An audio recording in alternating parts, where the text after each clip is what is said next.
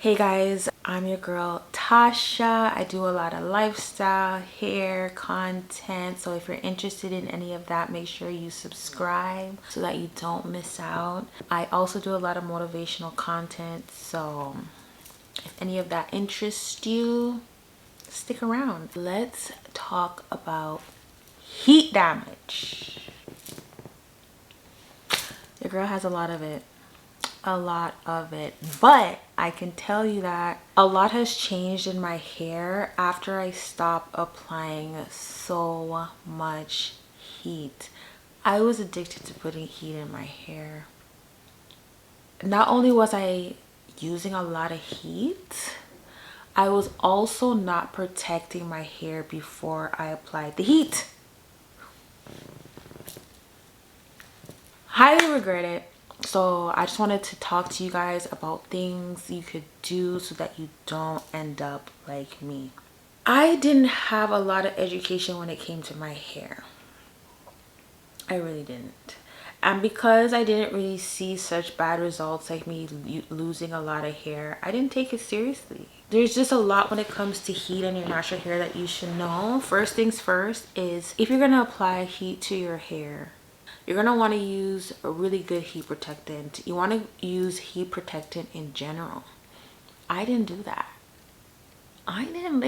It was more towards the last couple years where I actually use heat protectant sometimes. And I was not noticing how drastic that was impacting my hair. Me 6 months ago would never have at least this amount of curls in my hair. It would literally be so dead. It'd be so dry and brittle. I was literally taking out all the moisture all the time. Not only that, you don't want to apply heat on your hair if you have a lot of product in there, especially if you have a lot of grease in there, because it's gonna fry. It's gonna fry with water, it's gonna fry with too much product, and not only will it fry with too much product, it won't look as good. Like, I noticed that I didn't want to have no product in there, and my hair would actually stay straight longer and it would feel better. I also didn't know to give my hair as much of a break as I would now. Like, say I was to straighten my hair, I would do it, like say I did it today, I wouldn't do it for another few months later. You don't want to apply too much heat on your hair all the time. You want to make sure that you give your hair a break. And just like how you would treat your hair after like a protective style, you also want to treat it if you're straightening your hair a lot. And the thing is with me, when I would straighten my hair a lot, like say I straighten it today, Monday, I'd also re-straighten it again tomorrow, Tuesday, and then I'll also re-straighten it Wednesday.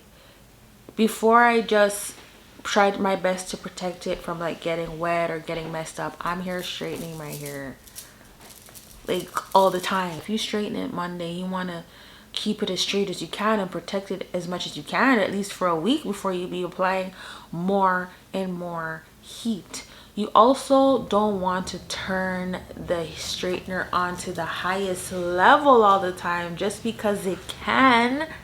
Like, I was putting my straightener to the highest level and I'm doing like 4 passes.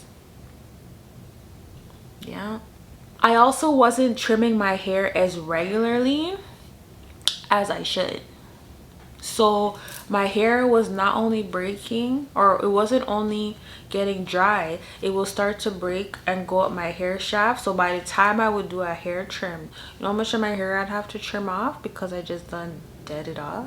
There's so much other things that you could do. What I realized when I would straighten my hair, after a while I would straighten it, right? And then I'll do like a little bump to it so it has like that little flip of hair.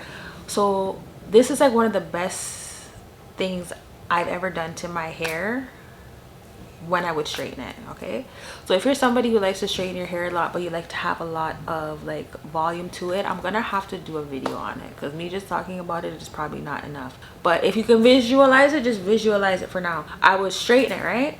And then I'll put some hairspray in it not a lot. I'll hold the hairspray far, and then I would just spray around it just a little bit, just to give it some hold. And then I would put my hair up, not too tight, and then I'll just put it in a bun. But when I put it in a bun, I would twist it like that, and then I would wrap it in a bun so that it's holding some type of like twirly motion so that it can have a curl. So I'll leave that in overnight, and the next day I would take it out, and then I'll have like voluminous curls. I'm gonna have to show you guys, but like let me try to demonstrate something. What I'm trying to say is that when I would do stuff like that, I wouldn't straighten my hair so often. You don't want to add a lot of products when you're straightening your hair. Say you just finished washing your hair, you give it a thorough wash out, you get all the products out of your hair. Then you want to blow dry it, right? After you wash it, you blow dry it. You blow dry it so that you're not automatically going in with heat, so that way you don't have to do so many passes. Blow dry it with a brush, or you're gonna have the attachment to it like the comb, and you're gonna blow dry it. Now it's gonna be as straight as it can be with the blow dryer. Then you want to put your hair in sections and you want to straighten it, right? But you don't want to do it too often. You don't want to straighten your hair too often and end up like me. Like me, I'm literally trimming and treating right now. Trimming and treating and moisturizing before I even plan on straightening my hair again. And I'm gonna get my heat protected, and I'm gonna do things the right way. You know, I didn't really care as much because to me, I wouldn't really lose much hair unless I was like stressing. Like stress is what takes out my hair a lot. Like that's my issue. So I just try to just really connect with myself more so that I'm not stressing too much. And also it would be me just doing my hair in a hurry, just trying to brush it out fast. What I do now is I'll put on something on like Netflix or something if I know I'm gonna just watch something for a while, and I'll get like my mirror, I'll get all my products, my brush, my moisturizer, and I'll sit there and I'll calmly brush out my hair and start from the bottom up, like I've shown you guys so many times on my channel. That way I'm not ripping out so much of my hair, because my hair is actually very thin, and I'm surprised. Let me knock on some. I'm surprised that I didn't lose as much hair as I did with the way that I was just straightening it so much. Like I don't know, I would just get bored of my hair being like this, and then I would straighten it. It's because I didn't really put like I didn't really do much hairstyles to my hair. It was either curly or straight. So half of the time it would just be like this, way worse than this, and then the other half of the time it would be straight. So it was a lot of straightening going on, too much high heat, not doing enough trimming, and just ruining my hair. If you're somebody who straightens your hair all the time and you're trying to grow your natural hair, I can't stress this enough. Pay attention to your hair. I literally had to pay attention to my hair to be like, yo, what am I doing? Like, I need to chill out, you know? And it was really my daughter who encouraged me. I was like, because sometimes I would feel like I wouldn't look good like with my natural hair like this. To be honest, I felt like I had to straighten my hair to even accept myself. And it would be my daughter who'd be like, Mom, you look so good with your natural hair. What are you talking about? And I'd be like, really? Like, you think it's nice? And she'd be like, yeah, I really love your hair, Mom. So I listened to her, and I just started to care a lot. Like, my kids just taught me so much about myself. Like I just love them so much. Like they really teach me to accept myself for me. If it's one thing my kids do, like they might fight a lot, the two of them a lot, like sisters. I never had a sister growing up like they have each other, so they fight a lot, eh? But when it comes to their mom, like they really care about me. The only thing that makes me sad is like Royal would say things like she really wants her hair to be like Mommy's, like because her hair would be super thick, and I love her hair. It's like, if it's one of the first things people will notice about Royal is that her hair is just so cute and thick.